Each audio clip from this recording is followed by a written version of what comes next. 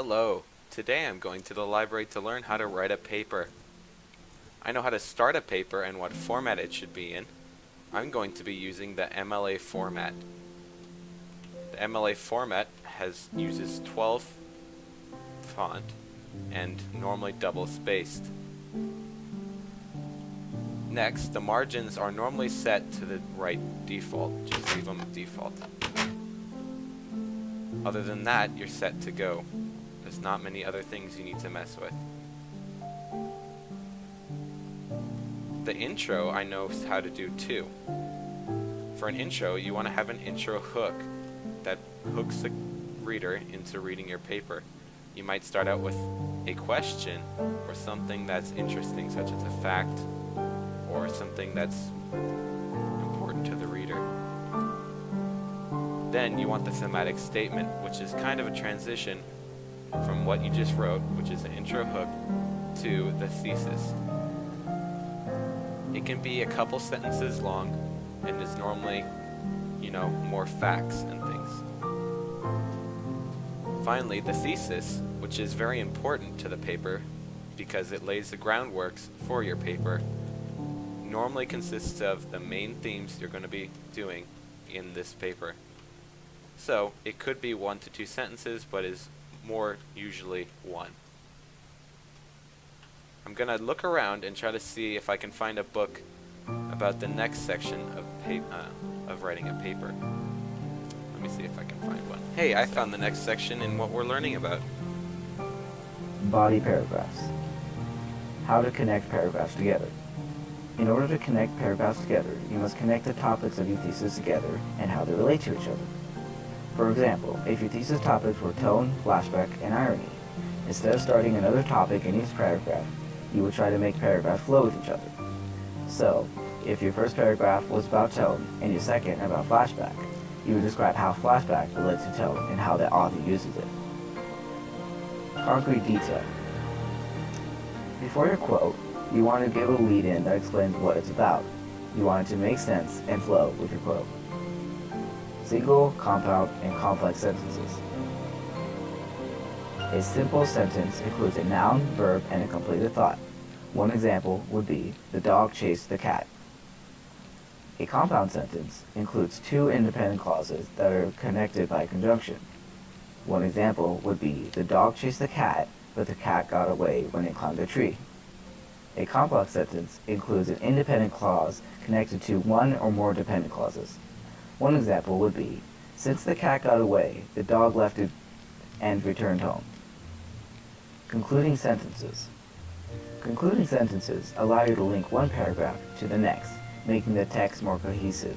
They also summarize the points you previously made in your paragraph. Okay, let me look for the next book. Where is it? Did I put it over here? Let me look. Ah, here it is. I found it, right here. Literary present. Commentary must be in present tense unless there is a shift in time or describing an obvious past event. An example, Bob used to sue people, but now he just beats them up. Third person. Write as someone observing the story from the outside. If it includes mentioning yourself or the reader, replace it with one or simply the reader. An example, one can see that the author uses imagery, or the reader can see that the author uses imagery. Subject-verb agreement. Keep quantity in mind. They like dogs. He likes dogs. Is can also refer to titles. Watch Dogs is a video game. Remember that they, we, us, our, them use plural verbs. One person means that the verb must be singular. Comma splice.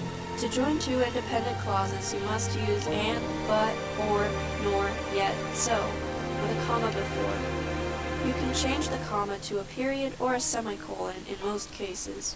An example being, I went to the store, comma, they didn't have any chicken, turns into, I went to the store, comma, but they didn't have any chicken.